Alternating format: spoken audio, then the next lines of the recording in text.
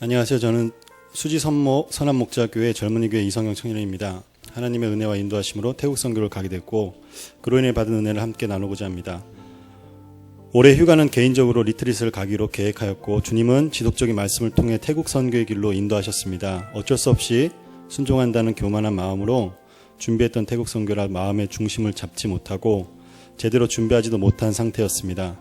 회사에서 꼬여있던 수많은 업무에 대한 고민과 영육의 피로감, 그리고 기도로 준비하지 못한 것에 대한 자책감으로 저는 선교를 포기하겠다는 마음이 강하게 일어나게 되었지만 다행히 끝까지 주님은 저를 붙잡아 주셔서 제가 태국행 비행기에 오를 수 있었습니다. 결국 나의 생각과 계획과는 완전히 다른 주님의 인도하심에 순종하였지만 한편으로는 하나님에 대한 섭섭한 마음과 선교로 오기 전 나의 마음을 차지하고 있던 세상의 일들과 관계의 깨짐이 나를 더 무겁게 했습니다. 비행기에서부터 태국 땅에 도착할 때까지 조용히 묵상하며 주님의 마음을 물었습니다. 짧은 시간이었지만 성령님은 제 마음을 내려놓고 하나님께 더욱 집중하도록 이끄셨고 저는 여기까지 왔는데 못할 것이 뭐가 있겠냐는 생각으로 하나님의 마음에 더욱 집중하였습니다. 땅밟기를 하면서 주님은 두 가지 설교 말씀을 생각나게 하셨습니다.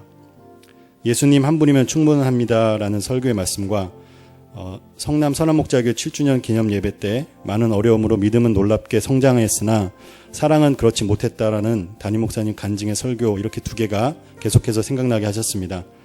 사회생활에서는 인간의 감정을 있는 그대로 세상에 쏟아붓고 마음속에서 제어되지 않는 미움과 다툼과 시기와 질투로 인해 신앙생활이 얼룩지고 있었던 모습, 젊은이 교회 대표로서 교회 부흥과 뜨거운 믿음을 기대했지만 사랑에 대한 기대와 바람에는 무심했던 저의 모습으로부터 머리로는 알고 있었지만 지독하게 실천되지 않았던 저의 모습을 절절하게 알게 하셨습니다. 그렇게 나름대로 하나님으로 인해 마음을 정리했다고 생각하고 첫째 날 방콕에서 유명한 관광지로 불리는 두 곳의 불교 사원을 방문하여 땅 밟기를 했습니다. 현지 선교사님을 통해 걸음마를 떼면서부터 불경을 접하는 나라, 내 주변의 모든 것이 우상이 될 수 있는 나라, 나라의 수장이 불교를 수호하는 수호신인 영적으로 꽁꽁 묶여있는 나라라는 것을 알게 되었습니다. 정통 불교와 힌두교가 섞이고 토속신앙이 결합되면서 정치, 경제를 비롯해 전 국민의 관습과 문화, 정신을 견고하게 붙들게 되었고 그러다 보니 불교는 점점 외향적으로 커지고 화려하고 웅장한 모습으로 변모하게 되었습니다.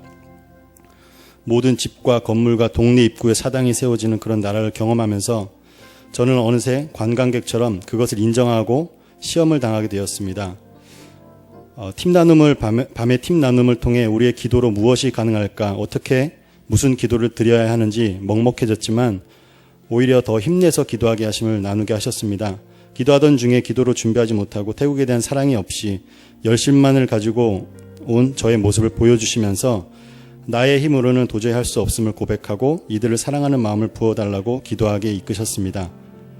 주일이 되어 교회를 이동하면서 어떻게 사랑하고 선교해야 하는지 답답하고 무거운 마음으로 작고 허름한 현지 교회에서 예배를 드리게 되었습니다. 서로가 너무 반가웠지만 언어의 벽에 부딪혀 더 이상의 깊은 교제는 힘들 것이라 단정하고 태국어 찬양 시간에 그냥 눈을 감고 기도하기 시작했습니다. 무덤덤하고 이런 교회가 있는 것이 그저 놀랍고 감사하다는 마음으로 기도했을 뿐이었는데 하나의 이미지가 자연스럽게 그려졌습니다. 어느 광야에서 주님은 저와 함께 걷고 계셨습니다. 그러다가 어느 폐허가 된 지점에 멈추어 서시더니 그쪽으로 걸어가시는 것이었습니다. 그러자 아무도 없을 것 같던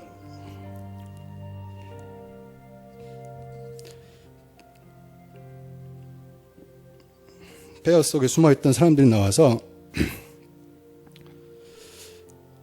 주님과 깊은 포옹을 하며 어린아이들 같이 찬양하고 즐거워하는 것이었습니다. 예수님은 멀리 떨어져 있는 나를 돌아보시고 아무 말씀 없이 너무나도 기쁘게 웃으셨습니다. 성령님은 제 마음에 내가 사랑하는 자들이고 내가 피 흘려 살린 자들이며 내가 존재하고 기뻐하는 이유라는 의미를 깨우쳐 주셨습니다. 너도 나와 함께 이들을 사랑해 주겠니라는 말씀에 저의 의지와 상관없이 그 교회에 있는 모든 성도들과 태국인에 대한 감당할 수 없는 사랑의 마음이 채워지는 것을 알게 되었습니다. 그 사랑을 보는 것, 느끼는 것만으로도 모든 것이 충분하였고 사랑의 마음도 회복되었을 뿐 아니라 그 교회의 성도들이 사랑스러워 견딜 수가 없게 되었습니다. 다음날 우리는 작은 미니 콘서트와 전도축제 행사를 하기 위한 준비물만 챙겨서 태국의 명문대 중 하나인 까세삭이라는 대학교로 향했습니다. 현지인들을 도와서 전도 축제를 홍보할 것이라는 예상과는 달리 캠퍼스에서는 우리끼리 나눠져서 전도해야 된다는 것이었습니다. 분명히 예수님 한 분만으로 충분하다 했는데 갑작스러운 마음의 부담과 어려움이 밀려왔습니다. 아무도 모르는 곳에서 말도 안 통하고 나이 차도 10년 이상 차이 나는 나는 외국의 학생들에게 전도자 초대장만을 가지고 이들을 만나고 초청해야 한다는 부담감에 기도가 간절히 나왔습니다. 처음에는 주저했으나 저희 팀의 어린 지체들이 정말 열심히 그리고 즐겁게 뛰어다니는 것을 보고 감사함으로 저도 이곳저곳을 뛰어다니며 전도축제에 초청을 했습니다. 처음에는 어색하고 쑥스러웠으나 계속해서 초청장을 나눠주며 이야기하다 보니 영혼에 대한 안타까움과 복음을 전하는 즐거움을 알게 되었습니다. 그러나 이렇게 간단하게 전도해도 될까? 주님, 단 한 명의 사람만 와도 성공이었고 감사라고 생각하겠습니다. 열심히 뛰고 기도하던 중에 갑작스레 장소가 더 큰 강의실로 바뀌게 되었으나 전도 축제 시간이 다가오면서 마음이 조금씩 조급해졌습니다. 솔직한 마음에 한 사람도 오지 않더라도 낙심되지 말고 너무 감사한 예배를 드리게 해달라고 기도했습니다. 정해진 시간이 되자 5명, 10명, 20명 점점 많은 학생들이 들어오고 있었습니다. 준비했던 음식이 부족하게 느껴지고 창고에서 계속 의자를 꺼내어 학생들에게 제공하는 감사한 지경에 이르렀습니다. 자리가 마땅치 않아 밖에서 지켜보다 돌아간 학생의 무리들도 꽤 되었습니다. 절대 시간을 내지 못한다는 시험 기간임에도 50여 명의 학생들이 자리를 지켜주어 복음을 들었고 그중 한 명의 남학생이 그 자리에서 영접하는 일이 일어났습니다. 우리는 신기하다, 감사하다는 정도였지만 현지 선교팀은 더 놀라는 눈치였습니다. 그날 이후로 우리의 선교는 라차파 대학으로 이어졌고 더 큰 애정과 기도로 약 100여 명의 학생이 찾아와 2명의 학생이 영접하였습니다. 오히려 우리가 태국 학생들로 인해 더 큰 은혜를 누린 것에 감사를 드리며 이 은혜의 흐름을 이어 다음 날 마지막 선교 일정이었던 지하철 역사에서 오후 전도를 했습니다. 지나다니는 사람들, 무겁고 어두운 표정과 분위기의 사람들에게 축복의 말을 전하며 전도지를 전달하며 주님은 당신을 사랑하시고 축복하신다는 말을 연신 외쳤습니다.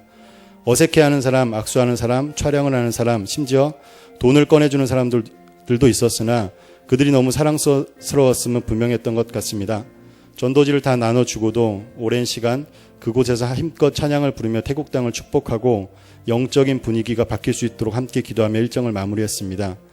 마지막 날인 금요일은 약간의 선물을 사고 관광을 하고 현지 선교사들과의 친목 도모의 날이었습니다. 그러나 이런 영적인 분위기와 즐거움을 이어가고 싶었던 우리 팀은 우연치 않은 기회와 제안으로 우리가 큰 은혜를 누렸던 그 작은 현지 교회로 다시 찾아가 금요일 집회를 하는 쪽으로 의견이 모아졌습니다. 주일과는 달리 저는 넘치는 기쁨과 감사함으로 그들에게 흘려보내고 싶었습니다. 금요일 밤에 모인 교인들을 위해 우리 팀이 마음껏 찬양해주고 축복해주고 한없이 기도하였습니다. 다른 사람을 축복하고 그들을 위해 그렇게 많은 눈물과 콧물을 흘리며 기도한 적은 없었던 것 같습니다. 우리에게 주신 축복과 은혜를 전하러 간 우리 팀 모두에게 우리가 오히려 넘치는 축복과 은혜를 받게 하셨습니다. 주님의 은혜 안에 사는 것이 이런 것이구나, 이것이 천국의 모습이겠구나 하며 행복했지만 그 시간이 짧았음을 아쉬워하며 주님이 허락하신 선교의 시간을 마무리하게 되었습니다.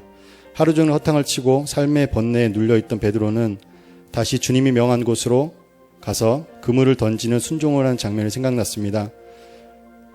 그의 노력 경험보다 한순간 순종한 대가에 비해 넘치는 은혜로 그물이 찢어질 만큼 물고기를 수확했던 베드로의 모습이 생각났습니다. 나의 생각과 기대와는 달랐지만 한순간 순종한 것에 비해 주님은 평생 잊혀질 수 없는, 감당할 수 없을 만큼의 은혜를 주셨습니다.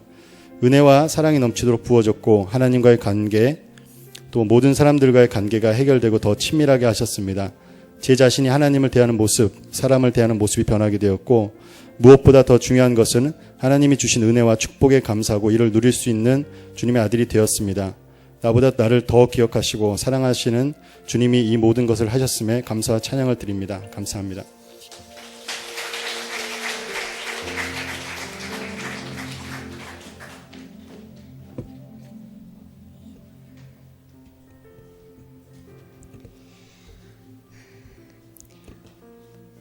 복음화율 0.0001%의 그 땅, 해발 3,000m 이상의 고산지대에 살고 있는 민족, 중국 청해성 티벳 장족 선교로 단비팀을 보내주신 하나님께 감사드립니다.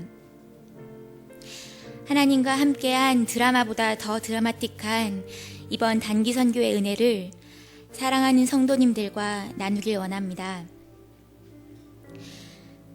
선교 첫째 날부터 하나님께서는 그분의 뜻 안에 저희 팀을 아주 스펙타클한 방법들로 다루어 가셨습니다.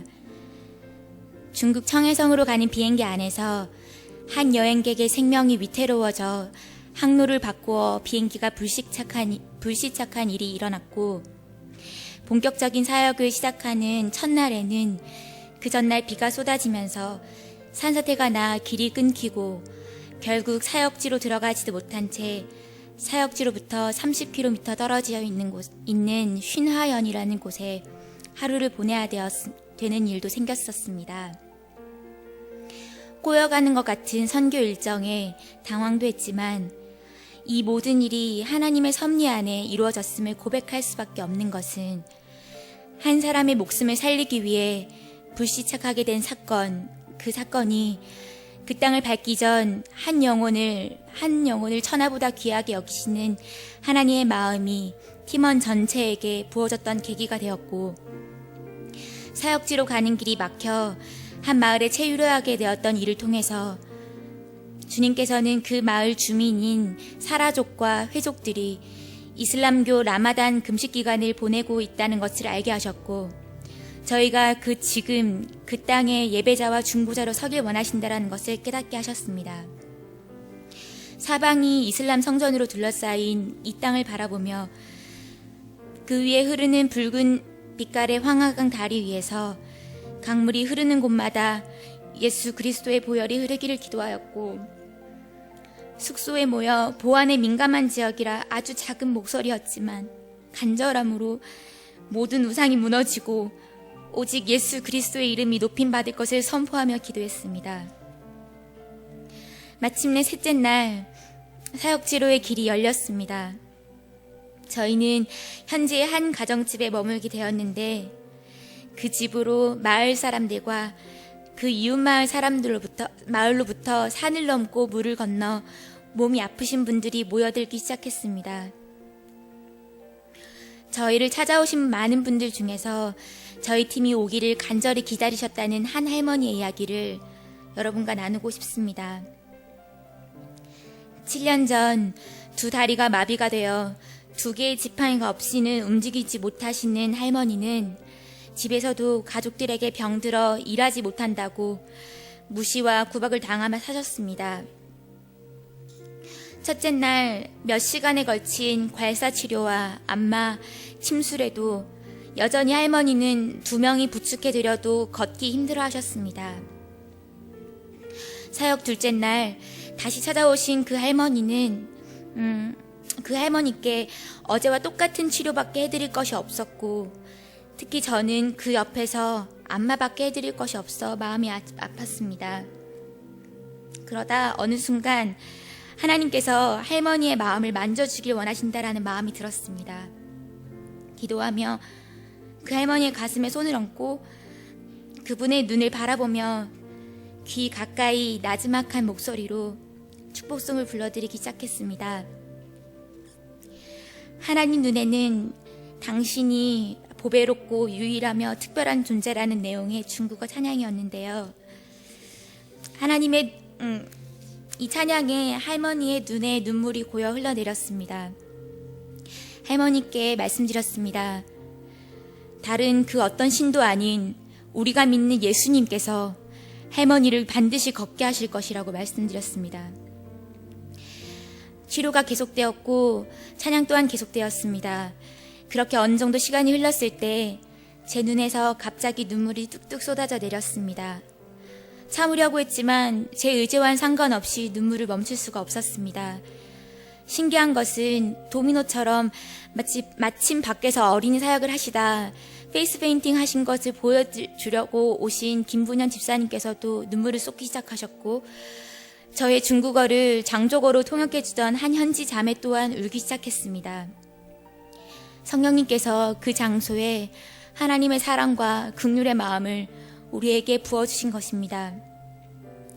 영적 리더이신 이병욱 전도사님께서 주님이 할머니의 그 입술의 고백과 간구를 듣기 원하신다라는 것 같다는 말씀을 하셨을 때 하나님께서 예수님의 십자가 복음을 전할 기회를 허락하고 계심을 느꼈습니다. 지금까지 어떤 단기팀도 그곳에서 드러내고 복음을 전한 적이 없을 만큼 복음에 민감한 지역이라 조심스러웠지만 성령님의 도우심을 구하며 복음을 전하기 시작했습니다. 그러나 동시에 아주 팽팽한 영적 싸움도 시작되었습니다. 사람들이 몰려와 쳐다보기 시작하고 장족으로 통역하는 자매의 어머니가 자꾸만 자매를 불러내어 우리에게 대접할 점심상을 차리라는 것을 독촉했던 것입니다. 선교팀 모두는 이것을 방해하는 사단을 대적하였고 결국 십자가의 복음이 모두 전해졌습니다. 그리고 마침내 할머니는 나는 예수님을 믿고 싶다며 예수님 영접 기도를 드렸습니다. 그리고 이어서 전도사님은 성전 미문에 앉은 안진뱅이의 말씀을 전해주시며 나사렛 예수의 이름으로 일어날 것을 선포하였고 할머니께서도 우리와 함께 예수님께 기도했습니다. 다음날 그 마을을 떠나기 전 할머니를 만나러 갔을 때 이제 지팡이 하나로도 걸을 수 있고 또 지팡이 없이도 움직일 수 있다며 저희들에게 걷는 모습을 보여주셨습니다. 비록 완전히 나은 것은 아니나 그 영혼이 예수님을 알게 된 것과 영원한 생명을 얻게 하신 주님께 감사를 드립니다. 주께서 하셨고 주께서 끝까지 할머니의 영혼과 육체를 모두를 붙잡아 주실 것을 믿습니다. 할머니 마음속에 뿌려진 복음의 씨앗이 뿌리를 내리고 자라갈 수 있도록 예수님의 그 이름을 잃어버리지 않도록 함께 중보해 주시길 부탁드립니다. 이번 단기선교를 통해 하나님의 계획하신 뜻과 시간은 언제나 선하시고 완전하시다는 것과 성경에 나오는 잃어버린 한 영혼이 돌아오시기를 기다리시는 하나님의 애타른 마음을 머리가 아닌 마음을 깊이 경험하게 되었습니다. 주님이 꿈에 연약한 우리들을 초청하여 주시고 택하여 세워주시고 또 성령을 부으사 주님의 마음을 깨닫게 하시고 천국 복음 전파되는 그 기쁨의 잔치에 참여케 하신 주님 감사합니다. 사랑합니다.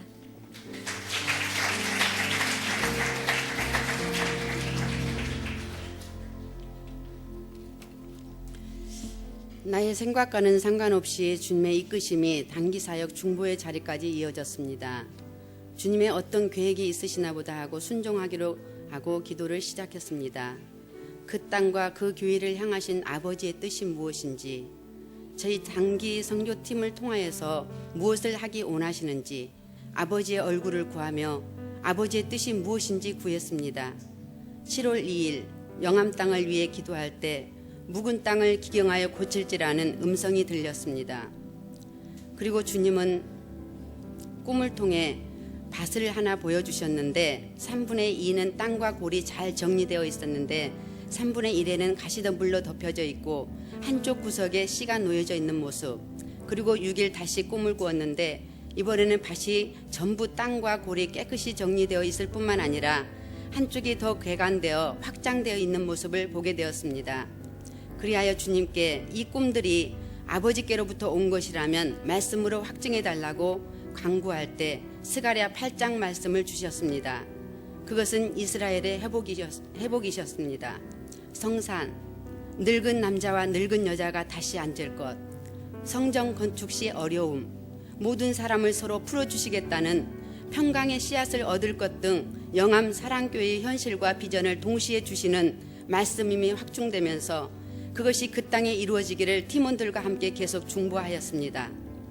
매일 주님의 얼굴을 구하며 중보하던 중 알코올 중독자, 오른손이 꼬부라지고 몸이 뒤틀린 여자분, 왼쪽 눈에 모래알 같은 것이 있어 따끔따끔 아픈 분, 한 사람이 누워있고 사람들이 삥 둘러서서 그를 위해 기도하는 모습 등이 보여졌고, 목사님을 위해 기도할 때 박대열 목사님의 왼손이 잘려진 뭉툭한 팔이 보였습니다.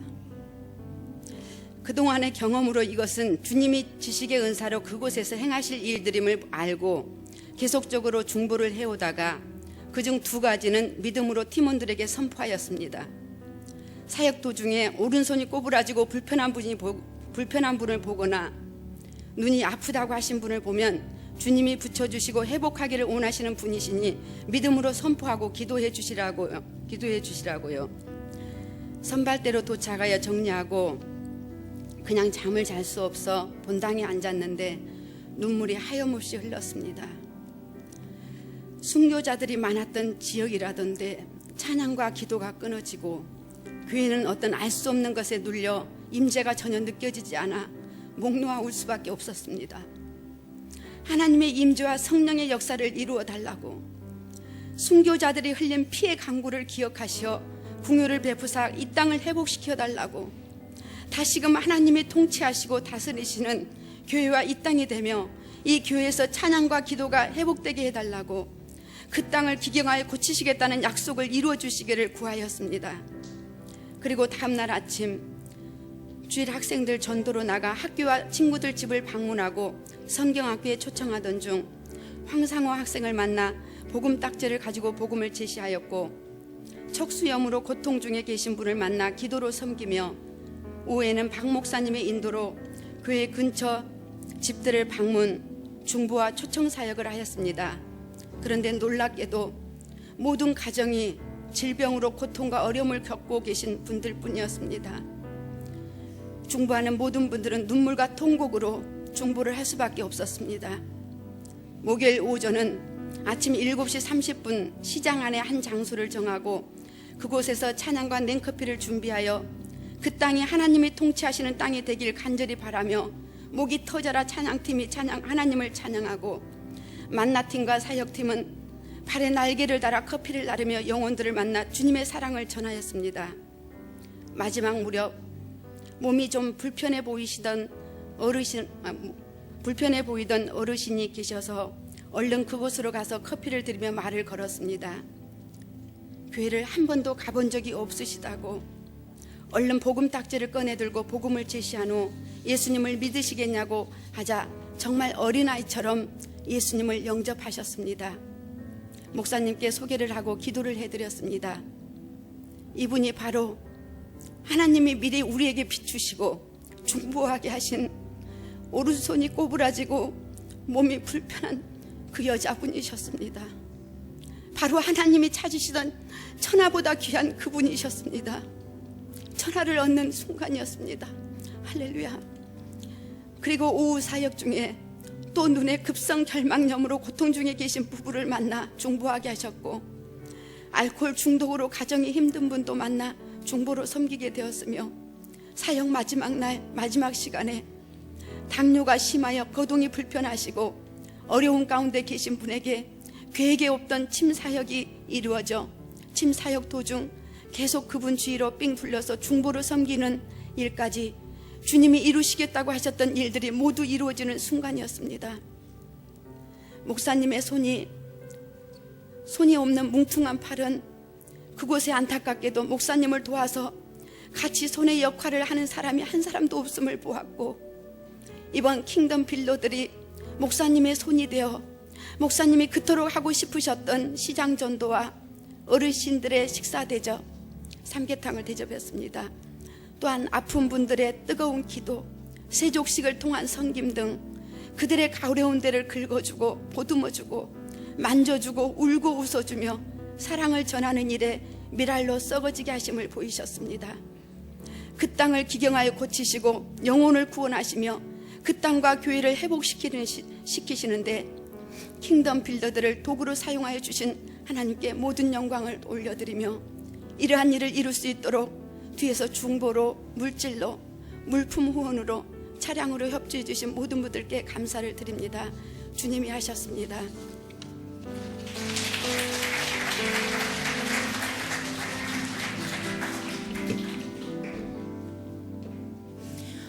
저는 주님과 인격적으로 만난 뒤 진정한 예배자의 삶을 목표로 살면서 전도는 특별한 부르심이 있는 사람들의 역할이라 굳게 믿었습니다.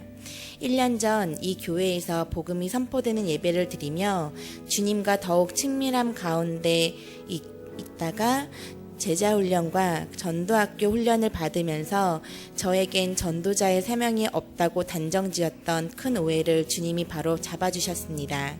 그리고 바로 거짓 순례로 이끄셨습니다. 거짓 순례를 준비하며 기도할 때 주님은 평안함 가운데 함께 하실 것과 우리 팀원들이 서로 다른 역할을 하면서 주 안에서 한 몸이 될 것을 알게 하셨습니다. 그리고 짧은 거짓 순례를 마치고 보니 정말 주님은 신실하게 다 이루어 주셨습니다. 걷기조차 힘든 폭우와 정신이 몽롱해지는 햇빛 아래서도 저희는 주님을 찬양하며 평안함으로 다녔습니다. 우리 4명은 친하다는 표현보단 어색하다는 표현이 맞고 성격과 믿음, 거짓 순례에 참여하는 동기도 다 달랐지만 정말 퍼즐처럼 하나의 그림을 만들어 갔습니다. 가장 큰 연합은 전도할 때 나타났습니다. 전도의 마음을 먼저 받은 사람이 우리에게 같은 마음인지 물어보고 다른 한 명이 그분에게 인사를 건네며 사역일을 전하면 남은 사람들은 옆에서 중보하며 부채질을 해드렸습니다. 처음부터 이렇게 한 마음이 된 것은 아닙니다. 복음 전파의 타이밍을 놓친 안타까운 몇 번의 경험을 통해 나중엔 서로 눈만 마주쳐도 서로의 이름만 불러도 우리는 그 상황에 맞는 역할을 했습니다. 가장 기억에 남는 곳은 원주 요양병원이었습니다. 모두 한 마음을 받고 들어가 보니 그곳은 요양보다는 호스피스 같은 곳이었습니다. 제 안에서는 절망이 나왔습니다. 아무 소망 없이 그저 죽을 날을 기다리는 것 같은 이불들에게 과연 복음이 들어갈 수 있을까? 눈이 멀고 귀가 먹은 할아버지, 멍하니 허공만 바라보는 할머니. 도대체 무슨 방법으로 이분들에게 복음을 전한단 말인가? 정말 이곳에서 사역일을 전할 자신이 없었습니다. 그러나 순종함으로 전하기 시작하자 주님이 일하기 시작했습니다. 영접 기도를 하시는 분들이 생겼고 손을 잡고 기도할 땐 연신 고맙다며 눈물을 보이셨습니다. 나오면서 제 자신이 너무 부끄러워졌습니다. 고아와 약자, 병자를 먼저 돌보신 예수님의 마음을 제가 또 간과했던 것입니다. 정말 이분들이야말로 복음이 필요하고 복음에 목마르신 분들일 텐데 복음을 전하고 나오자 우리에겐 새 힘이 솟아나서 더욱 힘차게 찬양하며 나아갈 수 있었습니다. 준비 모임도 짧고 서로와 친밀함이 적었던 것이 염려가 아닌 정말 주님만을 의지하며 주님의 긍휼함을 받아서 복음이 필요한 자들과 선포되어야 될 지역으로 주님과 같이 가게 하는 복된 시간이 되는 요소가 되게 하셨습니다. 집보다 더 잘 먹었고 보통 수련회보다 더 편하게 씻었고 이 여름에 시원하다 못해 춥게 잤습니다. 주님이 인도해 주시는 곳으로 갈 때마다 나그네인 저희들을 맞아주시는 분들은 너무 익숙하고 편하게 모든 것을 제공해 주셨습니다. 너무 감사해서 무언가 드리고 싶었지만 저희 주머니엔 아무것도 없었기에 그저 하나님께 갚아달라고 기도할 뿐이었습니다.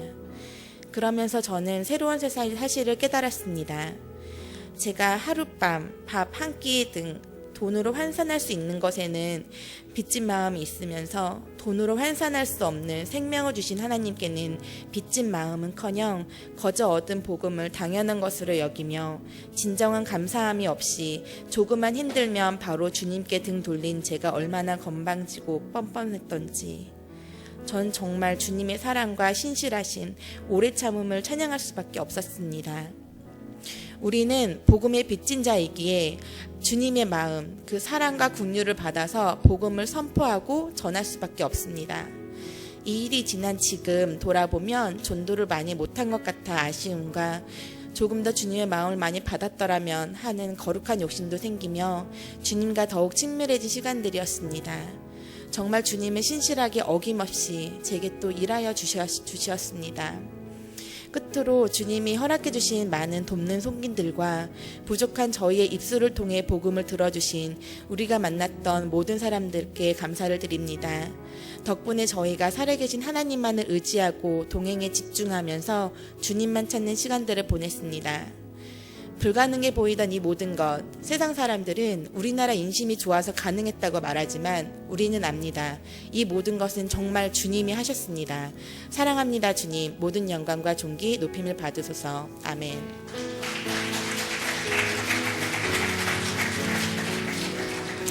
할렐루야. 이번 여름 단기 선교를 통하 역사하신 주님을 찬양합니다. 오늘 단기 선교 보고 예배를 드리면서 선교 완성을 위한 기도는 단기 선교 때 밟았던 땅과 만난 영혼들을 위해서 기도하기 원합니다. 태국, 중국, 국내 영암과 거짓 순례팀이 향한 영어를 위해 올여름 많은 기도를 드리며 눈물로 땀으로 헌신하였습니다. 뿌려진 말씀의 씨앗과 눈물의 기도가 열매 맺기를 간절히 원합니다. 우리는 비록 다시 수지로 돌아왔지만 하나님께서 그곳에 계셔 역사하실 것들을 기대합니다. 한국에서는 매년 10만 명 정도의 인원이 단기 선교를 다녀옵니다. 꽤 짧은 기간 충분히 훈련되지 못한 단기 선교사들이지만 신실하신 하나님은 그들의 작은 헌신과 결단을 통하여 놀라운 역사를 이루셨습니다. 열방을 향한 하나님 아버지의 마음을 가지고 나간 단기 선교를 통해 하나님께서 선교 완성을 이루는 데 귀하게 사용하실 줄 믿습니다. 우리가 간 지역뿐만 아니라 올 여름 동안 있었던 모든 단기 선교를 통하여 선교 완성의 진보가 있기를 위해서도 함께 기도합시다. 눈물을 흘리며 씨를 뿌리는 자는 기쁨으로 거두리로다. 울며 씨를 뿌리러 나가는 자는 반드시 기쁨으로 그 곡식단을 가지고 돌아오리로다. 아멘. 함께 두 가지를 위해 기도합시다. 우리가 만난 영혼들, 함께했던 선교사님, 목사님에게 성령의 역사가 더욱 불일 듯 일어나게 하여 주옵소서. 그리하여 그들을 통하여 그 땅에 복음을 듣지 못한 자들이 계속해서 복음을 듣는 역사를 더하여 주옵소서. 한국의 단기 선교를 통하여 일하신 하나님을 찬양합시다. 오랫동안 영적으로 막히고 눌려있던 지역에 단기 선교사의 땅밟기와 기도, 사역을 통해 돌파가 일어나 백투 예루살렘의 비전을 이루게 하소서. 이 두 가지를 위해서 우리 주여 한번 부르짖고 간절히 기도하시겠습니다. 주여! 하나님 아버지 감사합니다. 하나님 우리가 만난 자들 너무나도 많은 이들을 만났습니다. 하나님 우리가 함께했던 선교사님들 목사님들 있습니다. 하나님 우리가 잊지 않고 기도하기 원합니다. 아버지 그들 가운데 성령님 계속해서 함께하사 주의 역사를 이루어 주시옵소서. 하나님 그들 가운데 주의 성령의 역사가 일어나게 하여 주시고 성령의 충만함으로 아버지 그들이 복음 전하는 전도자의 삶을 살게 하여 주십시오. 하나님 그리하여서 그 땅 가운데 우리는 이곳에 있지만 복음이 계속해서 전해지는 일들이 있게 하여 주시옵소서. 하나님 복음이 흥황하여서 아버지 그 땅을 살리고 그 땅이 변화되는 일들이 일어나기를 간절히 소원합니다. 하나님 또한 우리 한국교회 모든 단기 선교가 밟았던 모든 지역마다 하나님 영적인 돌파가 일어나고 아버지 우리의 기도가 하나님 우리의 눈물이 하나님 우리의 수고가 하나님 열매 맺게 하여 주시옵소서. 하나님 그리하여서 선교 완성이 땅끝까지 열방 끝까지 이루어지는데 아버지 한국교회를 사용하여 주시고 아버지 단기 선교사들을 아버지 그들의 기도를 사용하여 주시옵소서. 하나님 아버지 그리하여서 백투 예루살렘이 일어날 아버지 그 놀라운 비전들이 이루는데 아버지 주여 사용하시고 아버지를 계속해서 정말 기도하는 중보기도자로 아버지 이 땅 가운데 서게 하여 주시옵소서. 하나님 아버지 당신께서 놀랍게 일하실 것입니다. 하나님 또한 놀랍게 일하셨습니다. 하나님 주님이 하실 일들을 찬양하며 아버지 너무나도 감사를 드립니다. 하나님 아버지 주께서 역사하여 주십시오. 하나님 우리가 계속해서 기도할 때 그 기도들을 열매 맺게 하여 주시옵소서. 기쁨으로 곡식단을 거두게 하여 주시옵소서. 하나님 우리가 울며 아버지 계속해서 씨앗을 또한 뿌리게 하여 주시옵소서. 하나님 우리의 마음이 정말 주님의 사랑과 아버지의 마음이 가득하여서 아버지 기도하며 다시 한번 또 그 땅을 향해 나아갈 수 있는 마음 허락하여 주시옵소서. 오 주님 감사합니다. 사랑의 하나님, 이번 여름 우리들을 써주셔서 감사합니다. 나간 이들이나 또 후원하고 기도했던 모든 이들이 한 몸을 이루어 하나님이 가장 기뻐하시는 그 복음 전파를 위하여 이 교회가 쓰여진 것 하나님께 영광 돌립니다. 주님, 뿌렸던 모든 씨앗들, 기도들, 또 물질의 헌신들이 뿌려진 곳곳마다 주님 영혼들이 살아나게 하시고 열매 맺게 하시고 무엇보다 주의 종들이 힘을 얻어 주님의 일을 감당케 해 주옵소서. 또한 아버지 이제 곧 선교 완성이 이루어질 텐데 하나님 한국의 단기 선교사들이 나갔던 그 수많은 발걸음을 통하여 영적 견고한 진들이 무너지게 하시고 사단이 결박되게 하시고 이 복음이 땅끝 예루살렘까지 증거되어지게 해 주시옵소서. 그렇게 우리를 계속 써주시는 하나님께 영광 돌리며 예수님의 이름으로 기도했습니다. 아멘. 우리 모든 하나님께 영광의 박수 올려드리겠습니다. 할렐루야. 감사합니다, 주님. 너무나 아름다운 모습이라는 생각이 들지요. 길거리에 앉아서 전도하고 찬양하고 하는 모습들 너무나 귀합니다. 어떤 사진은 현지인들이랑 구분이 잘 안 되는 것 같아요. 그게 선교입니다. 현지인인지 선교사인지 구분이 안 되는 게 뭐 감사한 마음이 듭니다. 주께서 교회를 세우신 목적은 하나님 나라 완성입니다.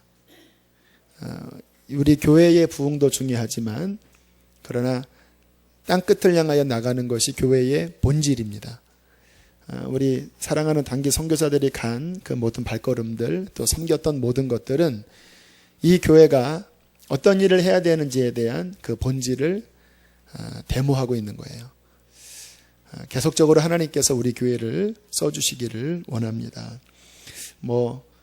감사하게 보통 단기 선교의 결실이 실은 별로 없어요. 그래서 그것 때문에 단기 선교를 계속 가는 게 맞냐 틀리냐 이런 말들도 있는데 이번 첫 선교라서 그런지 아니면 하나님께서 우리 또 수지 선화목자교회를 축복하셔서 그러신지 가는 곳마다 열매가 한 명 이상 있었지요. 저도 티벳 갔다 왔는데 전도 못했습니다. 그 지역 자체가 잘못 노출되면 선교사님들이 다 퇴출을 당하셔야 돼서 땅만 밟고 왔거든요. 근데 주님이 그곳에서도 한 영혼을 건지셨고 태국도 복음을 전하는 자유는 있지만 거의 영접을 안 합니다. 왜냐하면 너무 견고하기 때문에. 그곳에서도 영접이 일어나고 또 우리 영암에서도 영접이 일어나고 우리 거지순례 잘 먹고 영접이 일어나고 하나님께서 놀랍게 쓰신 거 감사하고 또 보시면서 내년에는 나도 가야 되겠다라는 소원이 아마 일어나셨을 거예요. 주께서 꼭 그 마음의 소원대로 우리들을 사용하시기를 원합니다. 저도 올해 갈 여건이 안 돼서 못 갔는데 보면서 너무 아쉽고 내년에는 꼭 가자라는 마음 들고요. 조금 더 땡기면 하반기에 하나 만들어서 가야 되겠다. 백두산 쪽으로 한번 가보고 싶은 우리 북한 접경 지역 북한 선교에 대한 마음을 하나님이 계속 주시기 때문에 그런 소원도 있습니다. 혹시 하나님이 어느 날 감동 주시면 가을쯤에 또 팀 조직해서 우리 중국을 또 방문할 수 있도록 하나님이 허락하시기를 원합니다. 또 많은 치유의 사역도 일어났습니다. 그래서 가만히 이렇게 보면서 오늘 밤에 안수기도는 차라리 이병혁 전사에 나와서 침으로 막 쑤시고 또 우리 단기팀들 이렇게 안수해도 될 것 같아요. 혹시 저 눈치 보지 마시고요. 혹시 몸에 결린 분들 있으면 조용히 가서 저 좀 침 좀 놔주세요. 이렇게 하면 아무데나 꽂아드리겠습니다. 그러시더라고요. 아무데나 꽂으셨대 그냥 이렇게 기도하면서 주님이 하셨습니다. 내일 청소 많은 분들 또 참여 바라고요. 제자훈련 이번 주까지 마감입니다. 갈등하시는 분 계시죠? 또 배우자가 또 갈등하는 경우도 있으신 것 같은데 꼭 간절히 기도하셔서 하나님의 때면 꼭 이번에 받을 수 있도록 억지로는 하지 마시고 또 때가 있긴 있는 건데 성령께서 함께 하시도록 기도를 해주시면 감사하겠습니다. 교회 여러 봉사할 지금 부분들이 계속 생겨나고 있습니다. 식당 봉사, 또 교사 봉사, 또 주차 봉사, 또 찬양단. 꼭 주님을 사랑하는 것은 교회를 사랑하는 것입니다. 꼭 기억하시고 1인 1사역 이상 하셨으면 감사하겠습니다. 네, 오늘 말씀을 나눌 텐데요. 오늘 준비한 것에 반만 해야 할 상황이네요. 말씀은 좀 본문을 바꾸겠습니다. 요한계시록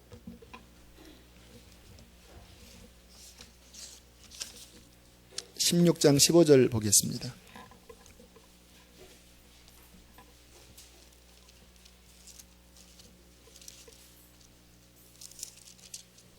요한계시록 16장 15절 말씀 한 절입니다.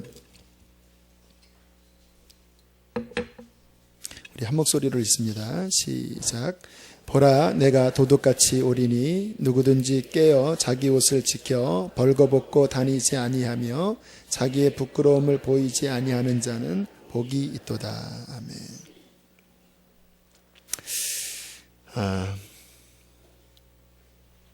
자, 이제 요한계시록이 거의 후반부로 접어들고 있는데요. 이제 마지막 재앙입니다. 처음이 7 인이었고, 그 다음에 7 나팔이었고, 이제 마지막이 7 대접이지요. 7 대접은 아마 기간적으로는 주님 오시기 한 3년 반, 마지막 한 3년에서 3년 반 사이가 이 마지막 재앙의 기간입니다. 이 마지막 그 재앙의 몇 가지 특징이 있는데요. 이제 뭐 상황적으로는 거의 이제 종료하는 그런 상황에 마지막 대접을 부음으로써 하나님의 모든 심판, 이 땅을 향한 심판이 마무리되는 그런 재앙인데, 그 7가지의 재앙을 좀 간단하게 살펴보면요. 먼저 2절을 함께 보겠습니다. 2절. 자, 16장 2절입니다. 시작. 첫째 천사가 가서 그 대접을 땅에 쏟음에 짐승의 표를 받은 사람들과 그 우상에게 경배하는 자들에게 악하고 독한 종기가 나더라. 자, 우리가 13장, 14장에 666패에 대해서 우리가 나눴죠. 적그리스도가 세상 모든 사람의 이마나 팔등에 표를 받게 하고 그것을 받지 않으면 옥에 가두든지 죽이든지 매매하지 못하게 만들었습니다. 그런데 성경은 뭐라고 경고하셨냐면 이 표를 받으면 지옥이다. 그렇게 말씀을 하셨기 때문에 진실한 하나님의 사람들은 이 표를 받지 않는 이제 마지막 싸움을 싸운 거예요.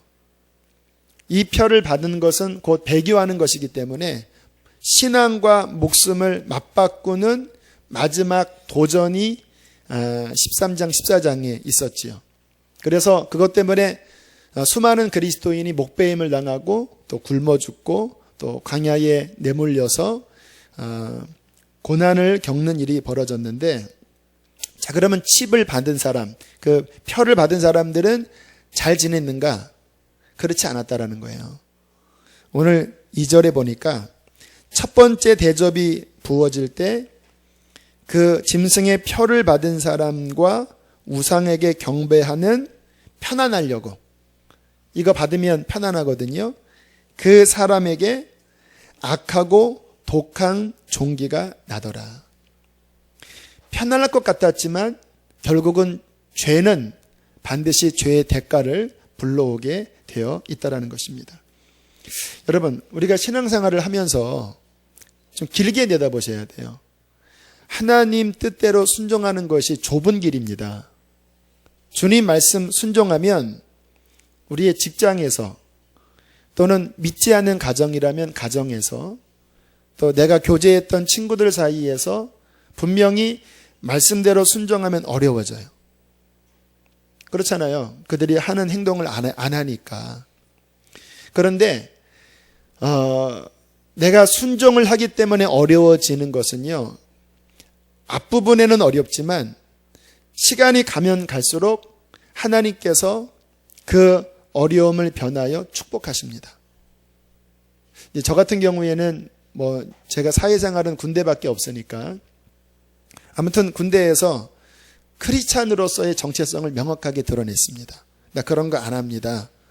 그랬더니 뭐 아무튼 그 자대에서 제가 초창기에 제일 많이 들었던 말이 뭐냐면 너만 믿냐, 이 말이었습니다.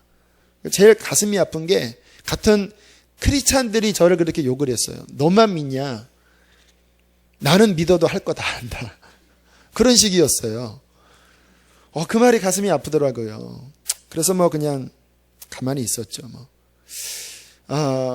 이제 제 마음은 그랬습니다. 내가 그리스도인으로서의 정체성을 명확하게 드러내야지 주님 보시기에 인정을 받을 수가 있고, 또 하나는 그래야지 다른 사람들을 끌 수 있는 거예요. 남들 하는 식으로 다 하면 그들도, 내 후임들도 저를 따라할 거 아니겠습니까? 그래서 힘들지만 제가 믿음 위에 딱 서서 주일이면 교회 나가고 수요일도 가급적 교회 나가고 어려움을 당해도 아무튼 신앙으로 지키는 훈련을 쭉 해 나갔을 때 1년 지나니까요, 그런 이야기를 듣기 시작했습니다. 참 저는 영광스러운 말이었어요. 그런 말을 하더라고요. 죄송합니다.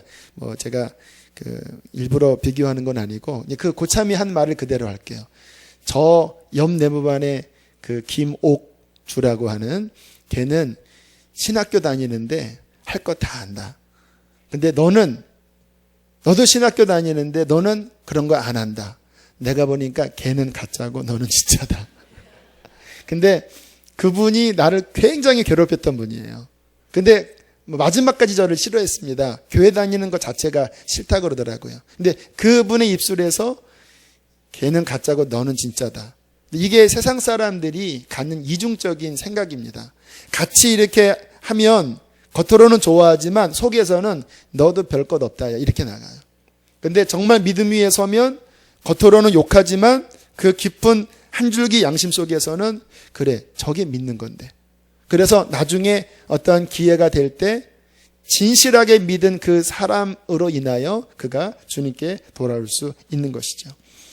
여러분 타협하는 거는요 결국은 망하는 것입니다. 나도 망하고 그 사람도 망하는 거예요. 오늘 말씀에 결국은 타협하고 그 표를 받아서 안전할 것 같았지만 하나님의 심판의 때가 일어나자 표를 받은 사람들의 몸속에서 악한 종기가 났다라는 거예요. 단순한 종기가 아니라 악성 종양이 났다라는 거예요. 고통이 찾아왔다라는 것입니다. 심지어 지금 칩을 만든 그 사람 샌더슨이라고 하는 그분이 칩을 만들었다가 나중에 이 말씀 보고 그분이 회개했다고 그래요. 왜냐하면 그 만든 칩 안에 리튬이라고 하는 그 자가 발전하는 어떤 그 에너지원이 들어있는데 그게 만약에 깨지면요 무슨 일이 벌어지냐고 그 의학적으로 물어보니까 악한 종기가 난다 그러더라고요. 지워지지 않는 악한 종기가 난다. 근데 성경에 보니까 그 표를 받은 사람에게 악한 종기가 났다라는 똑같은 말 이거 보고 충격받아서 그분이 지금 칼 샌더슨이군요. 그분이 강의하고 나가요. 표 받지 말라고. 그 표 받지 말라고. 자, 첫 번째는 표를 받은 사람에게 악한 종기가 일어나고요. 자, 두 번째 3절부터 한번 쭉 7절까지 읽어보겠습니다. 시작. 둘째 천사가 그 대접을 바다에 쏟음에 바다가 곧 죽은 자의 피같이 되니 바다 가운데 모든 생물이 죽더라. 셋째 천사가 그 대접을 강과 물그런에 쏟음에 피가 되더라. 자, 둘째와 셋째가 내용이 비슷하죠. 첫 번째는 바다에 대접을 부었고 두 번째는 강과 물 근원에 대접을 부었더니 그 물이 뭘로 변해요? 피로 변해요. 이게 다 의미가 있는 거예요. 어떤 의미인가? 자, 5절부터 7절까지를 다시 봅니다. 5절 시작. 내가 들으니 물을 차지한 천사가 이르되 전에도 계셨고 거룩하신 이여 이렇게 심판하시니 의로우시도다. 그들이 성도들과 선지자들의 피를 흘렸으므로 피를 마시게 하신 것이 합당하니이다 하더라. 또 내가 들으니 제단이 말하기를 그러하다. 주 하나님 곧 전능하신 이시여 심판하시는 것이 참되시고 의로우시도다 하더라. 자, 이 전까지 무슨 일이 벌어지냐면 많은 믿는 자들이 엄청나게 순교를 많이 당해요. 그것이 실은 믿는 자들에게는 축복이었습니다. 왜냐하면 순교를 당하자마자 하나님의 보좌 앞에 올라가서 유리바닷가에서 찬양하는 구원으로 실은 이어졌거든요. 그들이 생명을 아끼지 않고 하나님을 사랑한 그 믿음의 순종의 모습 때문에 그들이 장차 하나님의 아들들로 천국을 기업으로 받고 영원한 영광을 누릴 하나님의 자녀들로 천사들 앞에 온 우주 앞에 드러낼 자격을 얻은 거예요. 하나밖에 없는 목숨을 주님을 위해서 드렸으니까.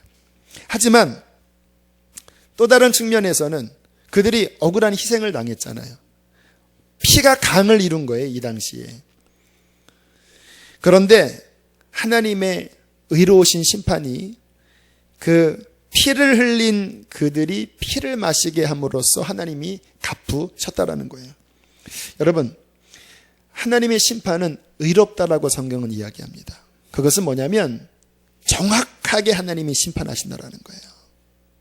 하나님이 사랑이 많으시지만 그러나 그 하나님의 사랑은 규모 없는 사랑이 아니에요. 주님께서 우리를 사랑하셨어도 엄정한 저스티스, 의로움과 공의로서 사랑하셨어요. 그의 아들 예수님을 우리의 죄값을 혹독하고 처절하게 치르게 하시면서 우리의 죄를 하나님의 아들 안에서 공의가 충족되게 하시면서 그 흘린 피로 우리를 구원하신 거잖아요. 우리가 하나님의 사랑과 공의를 균형 잡히게 이해하셔야 돼요. 하나님께서 마지막 진노의 대접을 부으실 때 공의롭게 그들의 흘린 피에 대하여 피로써 갚으시는 이 심판을 행하고 계신다라는 것은 우리가 이 성경을 이해하고 하나님의 역사를 이해하는데 굉장히 중요한 통찰력을 갖게 합니다. 성경에 보면요, 많은 분들이 성경에 그러한 하나님의 의로움을 볼 때마다 하나님을 경외하게 돼요. 사울 같은 경우 있죠. 신약의 사울이 아니라 구약의 사울 왕 같은 경우, 사울 왕이 결정적으로 어디에서 미끄러지냐면 아말렉을 진멸하라고 한 하나님의 명령을 그가 어기죠. 그래서 좋은 것은 놔두고 보잘것 없는 것만 멸하잖아요. 그런데 그 사울이 사무엘 하 1장으로 들어가 보면 그게 이제 진정성이 있는지 없는지는 뭐 성경학자들마다 왈가왈부하지만 그 내용만 한번 보면요, 그렇게 이야기를 합니다. 사울이 이제 본인이 진 것을 알고 자결을 합니다. 그런데 사무엘 상에서는 죽은 것으로 표현되어 있지만 사무엘 하 1장으로 가면 죽지 않았다라고 그렇게 이야기를 해요. 그래서 고민하고 있을 때 한 적군의 종이 지나가다가 그 모습을 보고 사울이 죽여달라고 합니다. 근데 그 사람이 누군지 아세요? 아말렉 종자입니다. 그러니까 본인이 아말렉을 살렸는데, 하나님이 진멸하라고 한 것을 살렸는데 결국 마지막에 사무엘 하 1장에 보면은 누구를 통해서 인생이 마무리되냐면 아말렉 사람을 통해서 마무리돼요. 하나님의 엄정한 공의로. 그리고 사울이 본인이 살아생전에 흘렸던 피에 대하여 나중에 본인 죽고 난 다음에도 그 어떠한 죄의 대가가 후손들에게 내려서 하늘이 문이 닫히고 비가 내리지 않고 결국 사울의 후손이 장대에 달려서 죽는 그 일이 일어나면서 해결되는 일들이 벌어지잖아요. 그러니까 이 성경에 하나님의 의로우심은 너무너무 엄정해요. 그러나 우리가 왜 예수 그리스도의 십자가가 중요하냐면요, 우리의 죄와 허물 때문에 하나님의 엄정하신 심판이 이루어지는 그 두려운 상황 속에서 예수 그리스도의 십자가와 보혈은 그 모든 심판을 피할 유일한 피난처입니다. 그래서 예수님의 십자가를 붙잡는 거예요. 우리의 모든 죄와 저주가 예수님이 아니라면 우리가 다 받아내야 되지만 십자가 안으로 믿음으로 피해 들어가면 십자가 안에서 주님은 모든 저주를 다 받아내셨기 때문에 합법적으로 주님의 의로움이 십자가에서 이루어지고 그리고 주님의 용서가 우리에게 임하면서 우리는 자유해질 수 있는 거예요. 그래서 우리가 신앙생활하면서 오직 붙잡을 것은 예수 그리스도의 십자가밖에 없는 것입니다. 뒤집어서 상급도 마찬가지예요. 여러분, 하나님께서 우리가 이 땅에 신앙생활을 할 때 무엇을 심느냐 굉장히 중요합니다.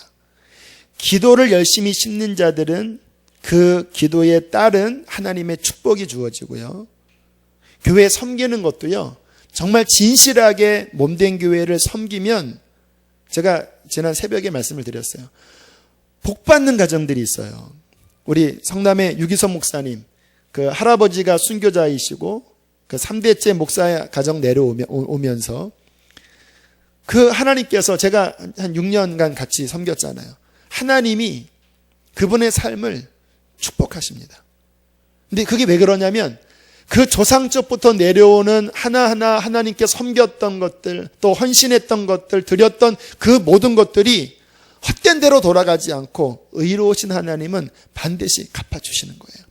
저는 그것 때문에 우리 아이들을 볼 때 또 함께 어떠한 절기에 또한 예물을 드릴 때 자, 그것을 저는 염두에 둬요. 이번 7월 첫째 주 맥주감사 헌금 우리가 선한목자교회에 거의 한 400만 원을 1,400만 원 정도 드렸습니다. 1,200만 원에 나중에 또 더 들어왔거든요. 주님께서 우리 교회 축복하실 거예요. 왠지 아세요? 이거는 뭐 돈 놓고 돈 먹기 이런 얘기하는 게 아니에요. 하나님은 정확하신 분이십니다. 믿음과 사랑으로 섬겼던 것에 대하여 하나님께서는요, 뿌린 대로 심은 대로 거두게 해주시는 거예요. 우리 선화목자교회 더 큰 복을 받을 거예요. 왜? 여기 이렇게 심으셨으니까. 우리들이 하나님을 섬기면서 물론 그거를 바라고 섬기는 것은 아니지만 하나님의 성품을 이해하셔야 돼요. 뿌린 대로 거두리라. 할렐루야. 교회 봉사할 게 많네요.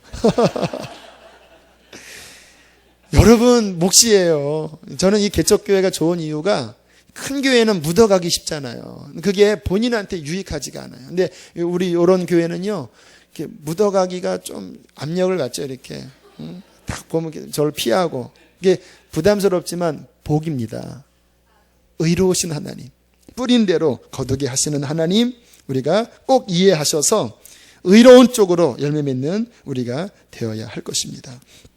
자, 심판하시는 하나님이 의로우시도다. 7절에 그렇게 선포를 하고 있고요. 자, 넷째 천사도 역시 해가 뜨거워지는 그 어떤 태양의 재앙으로 사람들이 타요. 이게 왜 그러냐면 그때 그 표를 받지 않고 쫓겨난 사람들이 광야에서 목마르고 뙤약볕 밑에서 죽어갔다라고 7장인가 나와요. 거기에 대한 보응인데, 자, 그러나 이 7 대접 마지막 재앙에서 좀 눈여겨보아야 될 단어들이 반복됩니다. 9절 함께 읽어볼까요? 9절 시작. 사람들이 크게 태움에 태워진지라 이 재앙들을 행하는 권세를 가지신 하나님의 이름을 비방하며 또 회개하지 아니하고 주께 영광을 돌리지 아니하더라. 자, 11절로 보세요. 11절 시작.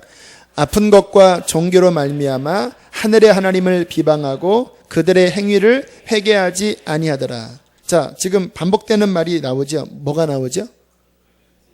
회개하지 아니하더라. 앞부분에는요, 회개할 기회가 있었다라는 말씀이 나와요. 그들이 더 각성하고 그것을 통해서 하나님께로 돌아왔어요. 그 전에는 뭐 나팔이나 그 전에 인재앙에는 오히려 그 환란이 어떤 부흥의 촉발제가 되기도 했어요. 그런데 마지막 7 대접에서는요, 회개가 안 일어나요. 이미 다 끝난 겁니다. 그러니까 이미 들림받을 자는 들림받고 순교를 통해서 추수할 자들은 추수가 되고 이미 구원은 다 종결된 거예요.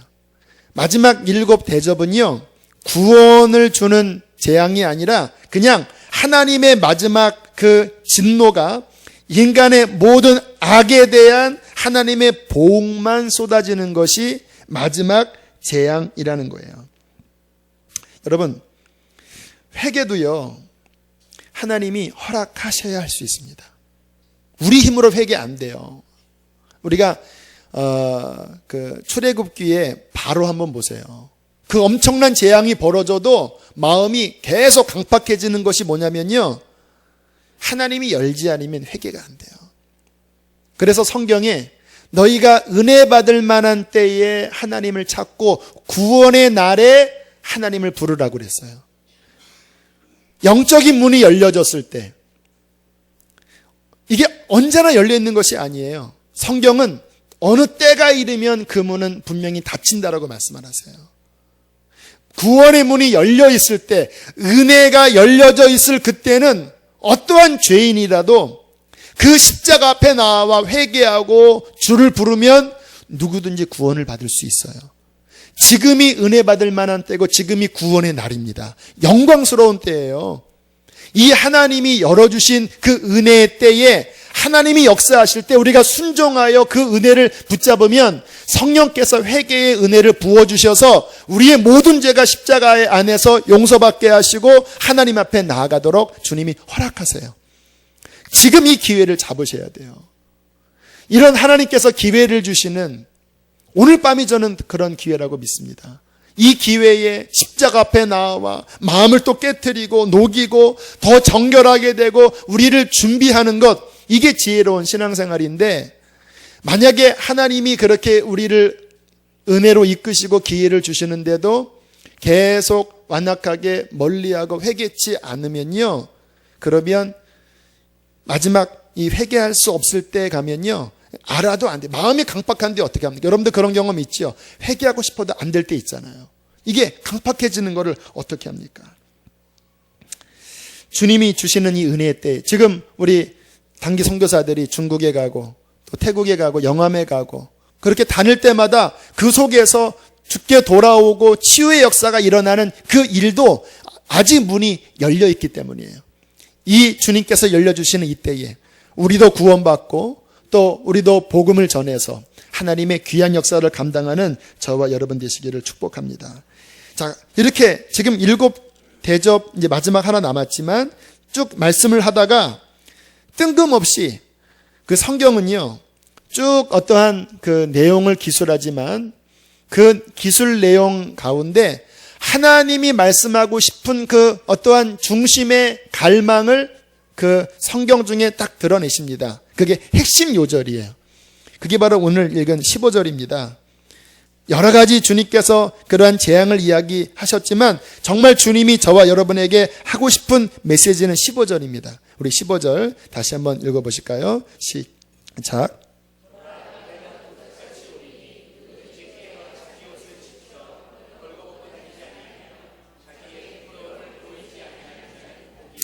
자, 주님이 그래서 우리에게 하시는 말씀이에요. 자, 이러한 때가 앞으로 온다. 마지막 주님 앞에 서게 되는 그때, 그리고 그 전에 여러 가지 그 심판의 때, 지금이 이제 말세지 말이잖아요. 그 모든 것들을 보여주시면서 주님이 우리에게 하시는 교훈은 뭐냐면, 내가 도둑같이 오리니, 무슨 말씀일까요? 언제 올지 모른다라는 거예요. 저와 여러분이 늘 준비하며 주님께서 주시는 이 기회의 시간에 내 영혼을 하나님 앞에 세워 나가는 것, 이것이 하나님께서 우리에게 원하시는 것입니다. 이게 가만히 제가 영적 생활을 보면요, 이게 흐름이에요, 흐름. 여러분 이번 그 올림픽 경기를 보면요, 이게 흐름이 있습니다. 그러니까 한번 이길 때는요, 이게 계속 흐름이 이겨요. 근데 한번 밀리기 시작하면요, 계속 밀려요. 이번에 그 펜싱 금메달을 딴 우리 그 무슨 자연? 김지연? 거기 그 준결승전인가 보면은 지다가 뭐 한 5점 차인가 지다가 한번 딱 잡기 시작하니까 쭉쭉쭉 타더니 거기서 이겼잖아요. 근데 그 상대방이 세계 1위인가 그렇다고 그러잖아요. 이게 흐름인데 영적인 것도 똑같아요. 우리가 왜 깨어 있어야 되냐면요, 그 하나님 앞에 주님을 사랑하고 그리고 깨어서 기도하고 또 내가 주님의 몸된 교회에 봉사하고 하는 이 영적인 선한 주도권을 이렇게 잡으면 이게 계속 그렇게 흘러가요. 그래서 영적으로 계속 살아있고 또 충만하게 가요. 그런데 이 영적인 주도권을 한번 놓쳐서 예배를 한 번씩 빠지기 시작하고 기도를 안 하기 시작하고 주님의 봉사의 자리를 놓치기 시작하잖아요. 그러면 계속 못해요. 제가 지금 20년 넘게 사역을 하면서 제가 너무나 그거를 잘 봐요. 이렇게 하나님 안에 잘 있던 사람이 충만하게 가다가 한번 야차하면서 밀리기 시작하면요, 정신없이 밀려요. 그리고 저기 멀리 가 있어요. 이게 그냥 쉽게 안 되는 게 영적 생활입니다. 그래서 이 밤에 와서 하나님 앞에 또 기도하고 또 회개하고 또 영적으로 우리가 일어서야 되는 이유는 오늘 서지 않으면 내일 넘어질 수 있기 때문에.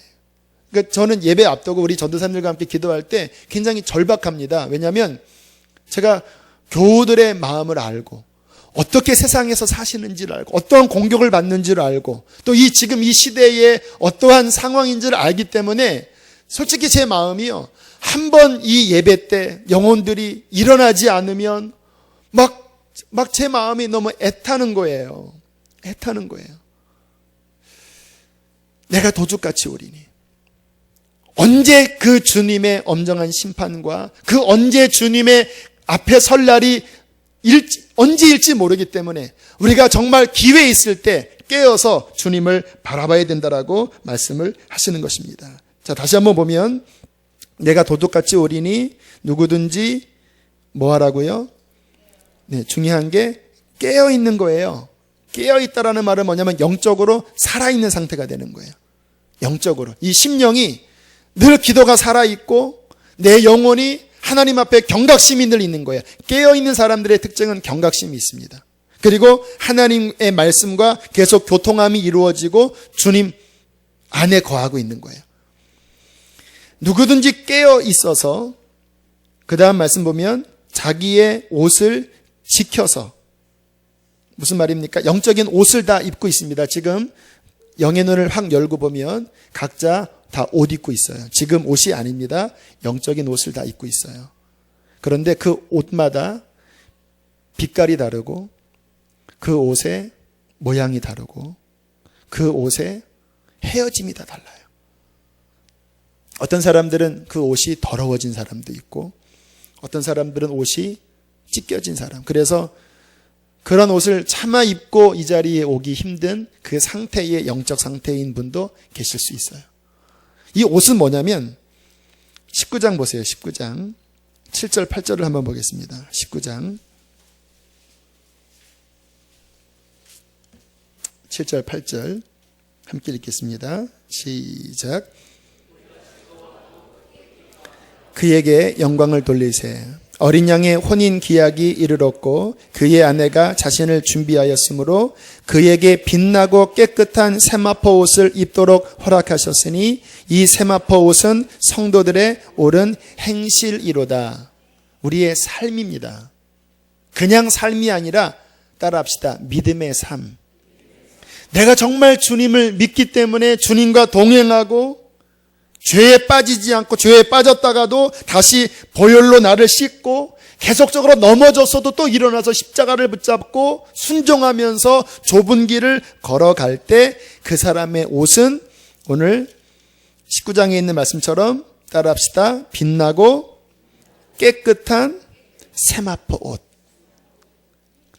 여러분들이 주 앞에 순종하며 걸어오는 삶이 힘들 수도 있어요. 이번에 단기 선교 갔다 온 분들 힘들었지요. 그러나 그렇게 믿음으로 눈물 흘리고 섬겼던 그 모습 속에서 옷을 짜고 있는 거예요. 빛나고 흰 세마포 옷을 입는데 그 옷은 무슨 옷이냐? 어린 양의 혼인잔치에 입을 예복입니다. 할렐루야. 우리는 이 옷을 입도록 준비하는 삶이 우리의 신앙생활이라니까요.